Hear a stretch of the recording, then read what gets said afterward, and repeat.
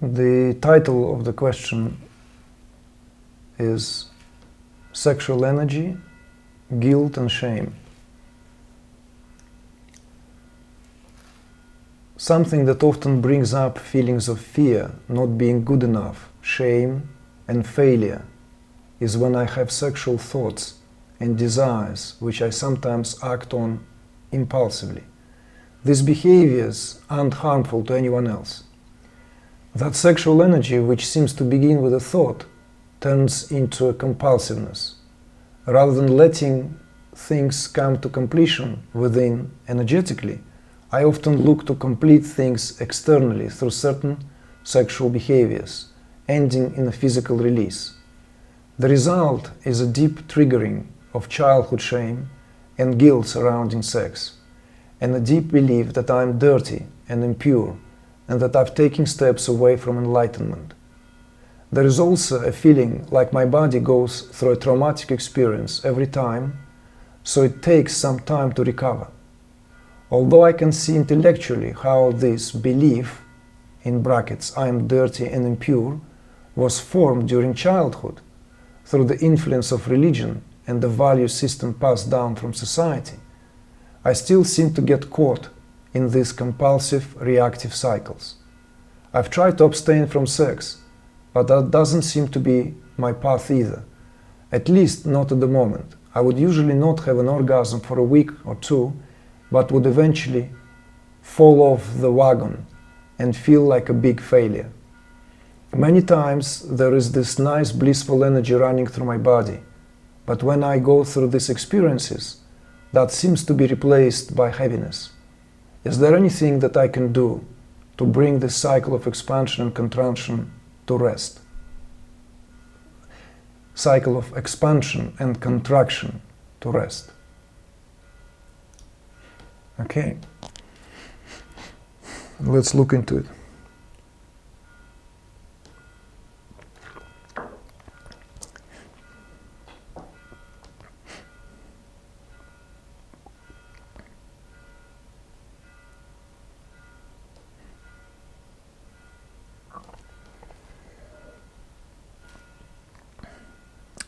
I will start with just mentioning that most recent meeting we had with the team.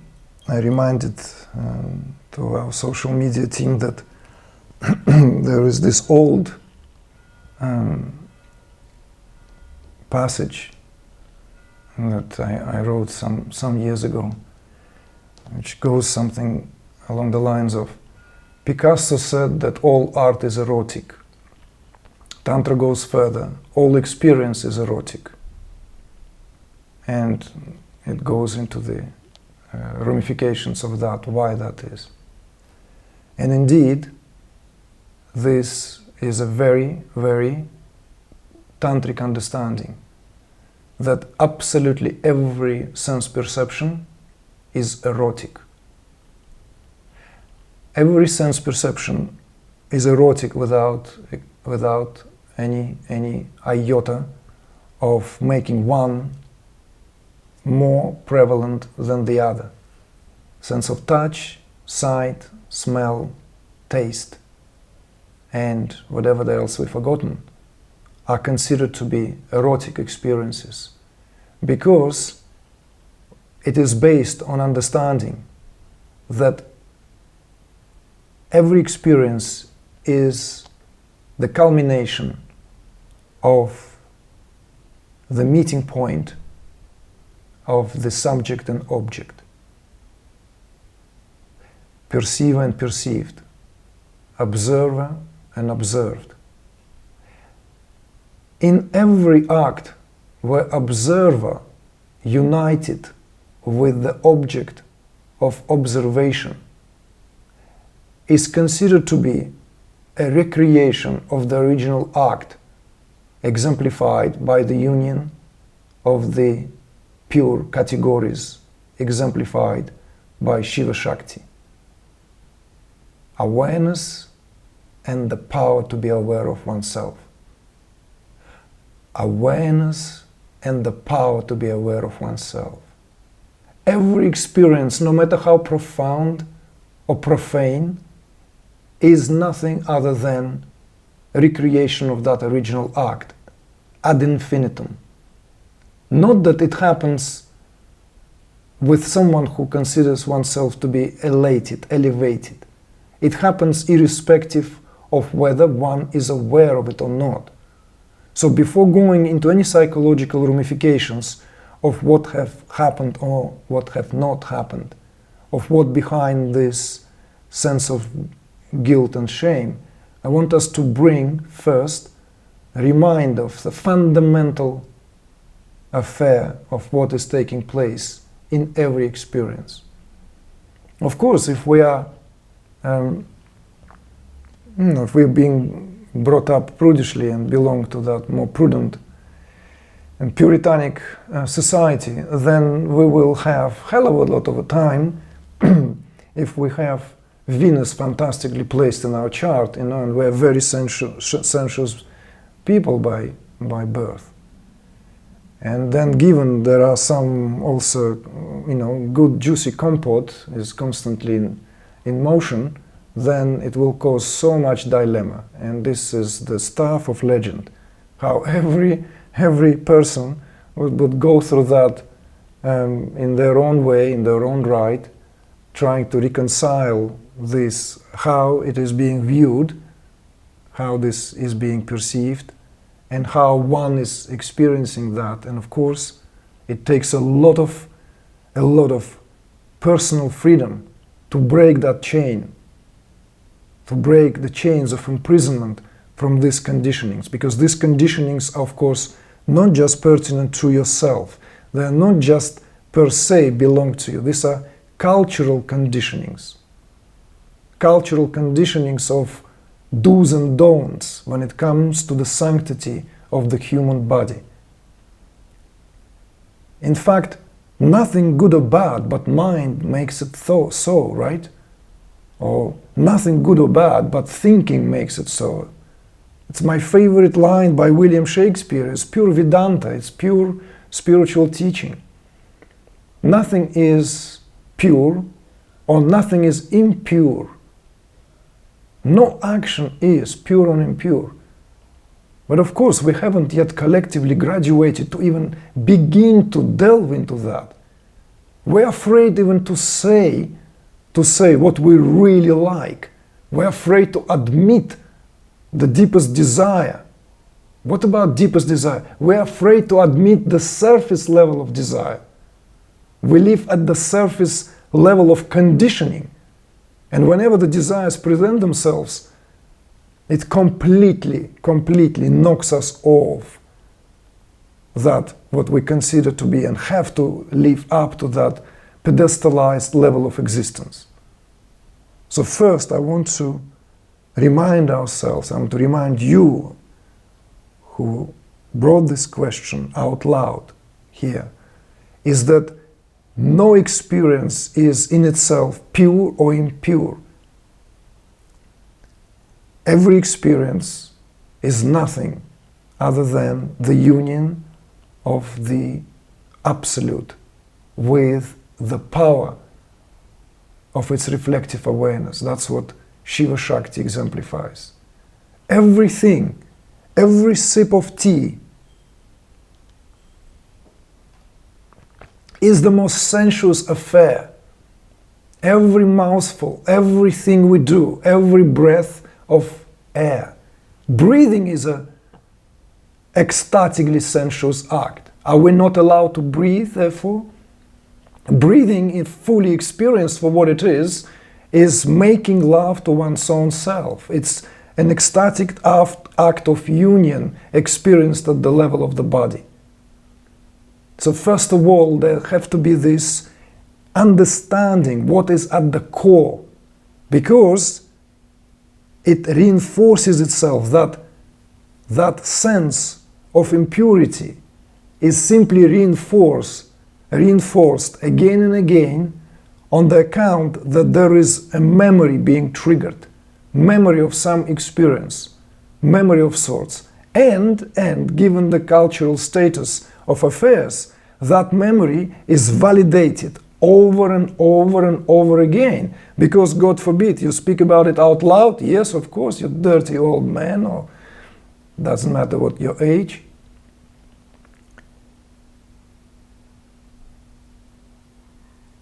A few years ago, I was in, well, I used to go to California regularly, and a few years ago there was this encounter. This lady who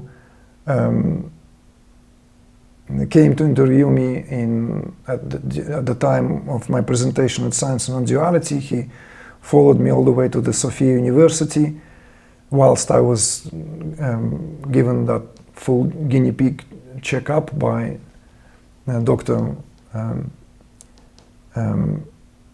Jeffrey Martin. She wanted to produce a film which addresses the topic, controversial topic, obviously, right? It's a topic of child molestation. And she set to interview several people about this. How do we as a society, what do we make of it, and how do we, what do we do with that, with the presence of pedophilia and so forth. And it was perhaps for the very first time I spoke about these things in a direct and open manner. Of course, unfortunately the film was never made, and she ran out of gunpowder and never managed to put this all together. But it culminated in series of talks, and it was of course all filmed with this scrutiny of set of questions, you see, which, as most of you would agree, and there is this stigma attached to that, that it's considered to be the worst of all crimes. It's considered to be the ultimate crime. Like any crime, any assault, any abuse, anything that we can consider pales in comparison when it comes to this, when it comes to pedophilia, because somehow it is the ultimate face of what have you, the ultimate face of how low we can fall. And of course, the questions were very well constructed in terms of what do we do, because like what will be the level of punishment? How do we go about these people? And these people themselves somehow have been victims of child abuse, and therefore they become oriented in such way that their sexuality expresses itself through this form, through that direction. And of course, I spoke about something that if this kind of answers were to be published in a in any high street magazine or newspaper, I will be immediately framed there and then as being in the camp of the guys who are being framed in that film, because I dared to speak to the cultural prevalences that rule our ideas of ethical, societal and moral rules. You see? And it doesn't matter what Mr. Ken Wilber said, that we are somehow constantly evolving. Therefore, if this was normal in the Middle Ages, in the Renaissance, or in ancient Greece, then we outlived that time, because that belongs to the different quadrant of life. The evolution of human species somehow is, there's no slavery, right? To me, this is a very primitive perspective, by the way, because slavery can exist in so many different ways. You don't need to own a slave in the house, right? You can own slave in so many different ways they wouldn't even know that they're slaves. But the conversation was to broaden spectrum of how much thinking is allowed. Are we allowed even to go into where we are afraid to go into? I'm not talking about Nabokov's Lolita here, and I'm not talking about the initiations in ancient Greece, where the young men would be initiated by the elderly into the society of grown-up men, which some see as a legitimized perspective on the sodomy. No. What we speak about here is one way or the other, is the thinking. Experience itself is union of Shiva and Shakti. But how we begin to interpret that experience, then what fuck things up. And that makes us prisoners of our conditioning. Makes us perverts on the account of, I must be a pervert. Why? Well, because that's how setup is. So therefore it takes tremendous amount of courage and independent, if you will, spirit to raise above of that what collective vasanas hold here. Because the imprint of the collective vasanas is so strong that everything that falls out of that what is being held by the majority, by the mob consciousness as, if you will, sacred or profane, somehow imprints deeply, denting into our subconscious, making us feel less than we are. This is what you need to look also into. That, of course, every time there is this sense of guilt, it's not because of the experience, the arousal, the direction, the impulse, but the memory and nothing else. It's the memory that reinforces this whole thing. And that is true to absolutely everything. It's just you were courageous enough to speak about this, what most people seldom speak about, because this is considered to be so private and pertinent to such intimate aspect of our life that somehow should not be brought to discussion. Therefore, the only way to see this and understand this in the entire sanctity of what human body represents, every station of the human body is nothing other than station of sanctity. There's no such thing. All these ideas of lower chakras, higher chakras, is simply to make our way, somehow to orient ourselves. But given that eye of non-dual perspective or non-dual vision, every station is nothing other than the divine sanctity. Every. And some of you remember when we speak about pranas, when we speak about the spiritual anatomy, how every human orifice is an expression of certain pranic current. Certain pranic currents expresses itself through these apertures, others through the lower apertures. But every aperture is just as sacred and as sanctified. From the point of view of pranic perspective, Apana is the king of all movements. All goes down. If there's a problem with Apana, forget about it. So in other words, educate yourself. Don't settle for just like some kind of quick psychological fix. Look into this, understand, and begin to work. Of course, with all that being said, there need to be a methodology which will hit deep, or rather dig deep enough so that the consciousness can be activated at that level where these memories begin to spin out of your system, so that these memories no longer hold sway over your psyche. It's not going to happen overnight, but at least there is no longer that grip.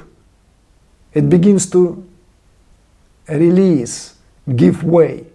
And as soon as it is being experienced, you know what it feels like. It feels utterly natural. Everything is natural. Every act is natural. So there's nothing in the question that asks in terms of that, like, yogic, because you know how many questions have been asked before in terms of, will I be better off celibate? I want to be self-realized. I want to, reach enlightenment. And I've heard that this is the juice that drives the process. It's a fuel and so forth. What do I do? Do I come? Do I hold on? What do I do? Do I tie the blue ribbon? Do I learn some techniques? Do I go to study the Taoism? And do I control the discharge? Do I eat my sperm? Do I, Yeah, there are so many different ways of doing it. There are so many different ways. The guys who are very smart and like, can you tell me what's the food that restores Ojas very quickly? The quickest one, 1, 2, 3. What is it? Okay, so I can come as many times as I want a week, and quickly we'll have that, pot of ghee, milk, whatever, almonds, milk, just give it all to me. I will burn my candles at both ends, and I will replenish it, I promise.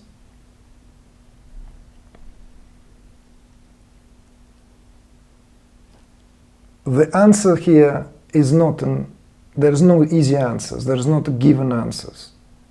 What needs to be understood is that if we speak only about the physiological aspect, neurophysiological, or even energetic aspect, we cannot isolate the refinement or the finer aspect from the gross physiological functioning. If we all care about the quantity of that, what is exemplified by Ojas, then we forget that Ojas is destroyed by stress more than anything. You can have a rich, healthy sexual life and ejaculate and keep the stress at bay. Or you can control the natural discharge of semen and life is still full of stress, then your Ojas is as good for nothing, because that Ojas is of not high quality. It's the Ojas that is not driving the process. Only refined Ojas is fit to fuel the process of unfoldment, because that cerebrospinal fluid can only rise through the medium channel when it's brought to the level of refinement, and it's a refined Ojas. It's like a clarified process. Like clarified butter is not the same as ghee. Clarified butter is not the same as butter. It was butter just before the process of clarification,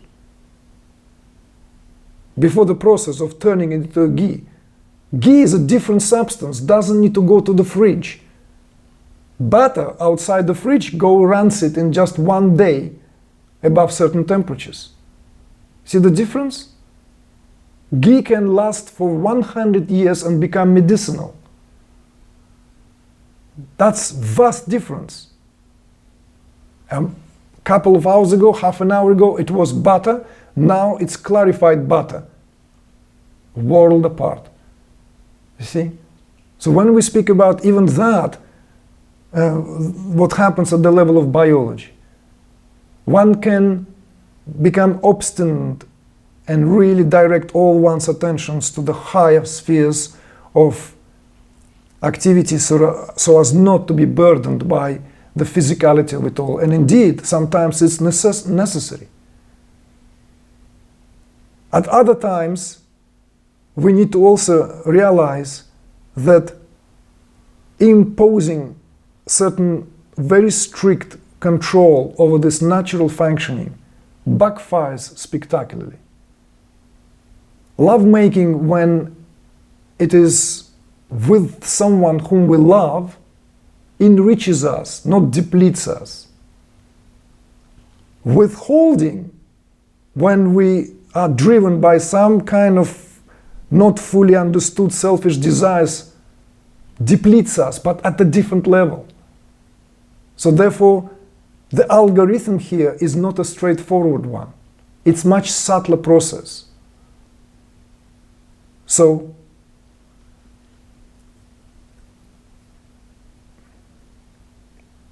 but going back to the practical solutions, whatever there acts as a memory need to be worked at that level, where consciousness begins to illumine all this and flush it out of the system, so that there is a possibility for greater vibration, greater frequencies, greater dynamics, so that this, what acts as that imprint of memory, simply gives way and begins to dissolve.